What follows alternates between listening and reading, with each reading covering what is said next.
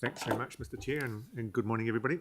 So this is the financial report for the period ended September.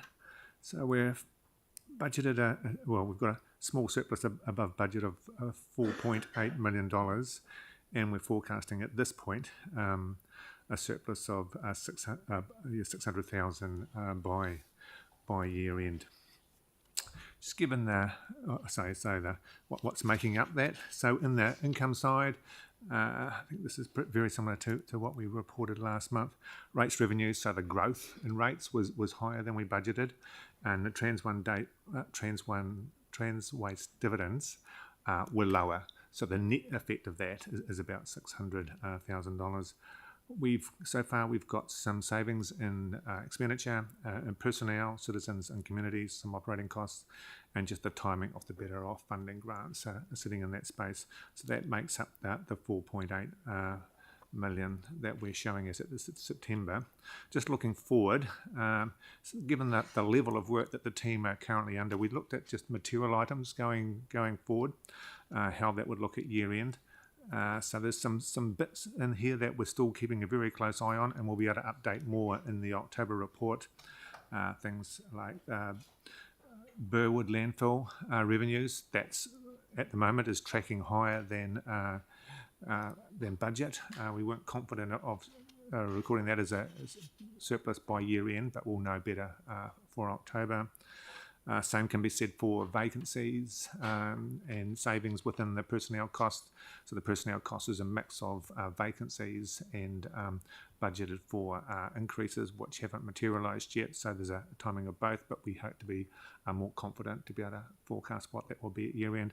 And on the other side is that there's still risks, and so we're keeping a very close eye on the capital program staff resourcing matter that we mentioned that significantly last year, so we're keeping a close eye. But anyway, we'll have more information for the quarterly report that we'll be able to update on.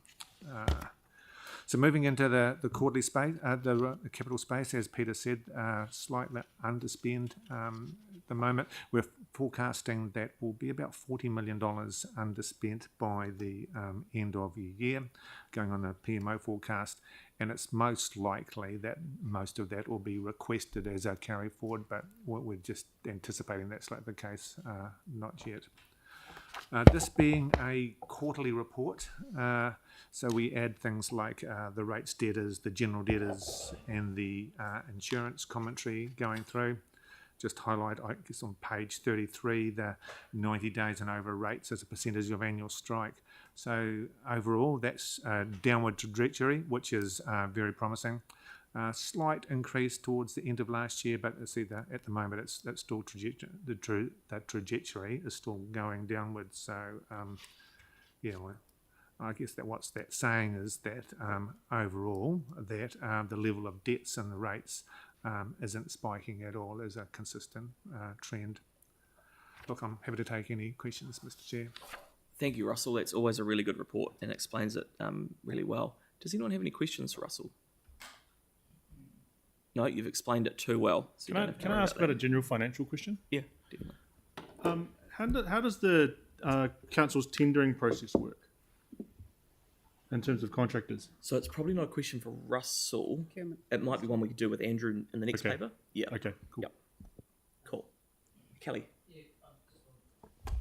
Thanks, Russell. Just want to ask a question about rates debtors. I've been dealing with a couple of people over their concerns. I don't know, could you explain how we chase debt? With a baseball bat normally. With a baseball bat, Jake? Probably not. Yeah, because debt's one of those things that obviously can get out of control very quickly. And I just want to be sure that we have the right sort of processes in place to encourage people to pay before it gets out of control, and it looks like it's out of control in terms of people's ability to pay if we're racking up debts like this.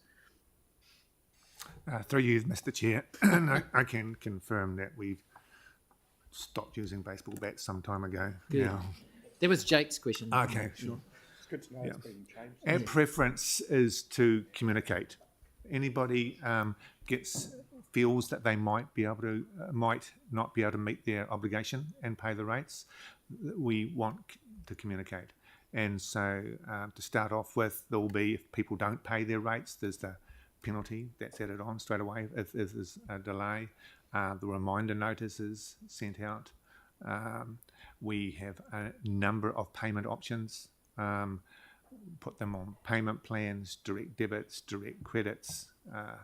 And for those, I guess, who ignore those and still get into arrears, then we take a harsher measure to go through and get the funds. But our strong preference and the focus of the team is to have that communication at the start, or hopefully before folk get into trouble, and we can help. So it's good to know. At what stage do we move beyond sending them letters and actually have someone personally phone the person and find out their situation, to have that proper two-way communication, person to person? Does that happen? It's a great question. Through you, Mr. Chair, it's a great question. And look, I'll have, what I can do is, I guess, send out a wee time frame of how the different aspects come into play, and when they're triggered, and what happens. If that would help, I can do that and send it out. Yeah, sorry, I don't want to hijack the meeting. No, It's a good question. It's a really good question. And There's we a should couple answer of it. comments that I was just going to make. I'm not sure when we've had it, Russell, but the excessive ones over the 20,000, we used to do a time frame which showed you exactly what process is, which goes through the thing. So we will bring that up to the next report. Yep. But in addition, I just want to pick up on your comment before that, that you think it's out of control. Like, if you look at the rates, just to put in perspective for you, if you look at June, which is the year end, because don't forget, essentially, they don't become overdue officially until that June. If you look at June, the arrears from the previous year, so at June 23, the arrears from the previous year, which was June 22, was 1.4 million, over close to 700 million, right?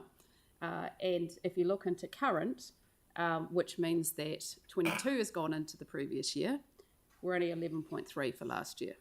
Okay, so it's not, and there is a good process that undertakes. We do have conversations, we go through, because obviously, if people can't pay initially, we want to get them onto a program that they can actually, and there's lots of options that we go through. To the right extreme, if people don't pay, there is, under the Rating Act, we do have specifics, but we don't tend to try and go down that track. Yeah. No, that gives me a bit more confidence. I just think that getting letters is a good way to communicate, but it's actually far better if we would actually call those people early on in the process and find out what their situation is. Because, like I say, I dealt with a person yesterday. It was really good. That's a good point. And Understanding we'll keep situation. moving, but I think it's a good point. Yeah, and Leah will take that away with the team. Yanni. I had two questions, thank you. Just wasn't sure where we got to with the previous meeting under 6.6.2, which was the issue around development contributions. I know it says that the review has been completed. Are we going to get briefed on that, or are we going to get the information back that we've previously requested? Through you, Mr. Chair, I thought we had answered that, Councillor. So we did have a reply. Okay. I'll Sorry, follow up with that. I may have missed it. Let's just get it recirculated. The outcome of the do that. review? I can do so. There was a review completed on the development contributions, just making sure that development contributions are collected for growth projects. Yeah. So just making sure that where there had been growth projects incurred expenditure, that we then captured the development contributions coming through. So there's a lot of work done in that space. Right. So that's now up to date. Yeah. So the issue that we've raised, which is around the areas that are growing, particularly in the brownfields, taking some of that DC money and putting it into growth projects to increase green space where it's being lost. Yep. Where have we got to? What I think we'll do, Yanni, is Russell's indicated we've had a reply, so we'll get that recirculated, and then if we need to, we'll put a briefing slot in to go through it. Right, and then we can raise it next meeting. The second question I had was 11.2, the CWTP fire claim. I'm not asking for specifics, but is there any information that we can get for those of us who are not on the subcommittee and for the public who are really keen to understand what's happening going forward is there any additional information we can get on like key milestones or timeframes for being able to share with the community what we're looking at in terms of going forward with the wastewater treatment plant? Leah, do you want to? We've got an insurance subcommittee next month. We will put that on the agenda to actually discuss what we can bring back to council. Okay. Early November or Or by the time it comes back to okay. council, Yeah. it'll be the end of the month. So. Yeah. So, but The it's a good position still question, stands, yeah. councillor, and I will get an answer for you. okay, thank you. Great. Any other questions? Nope. I'm happy to move this. Jake looks like he's happy to second it. All in favour? Against? That's carried. Thank you very much, Russell. Thank you.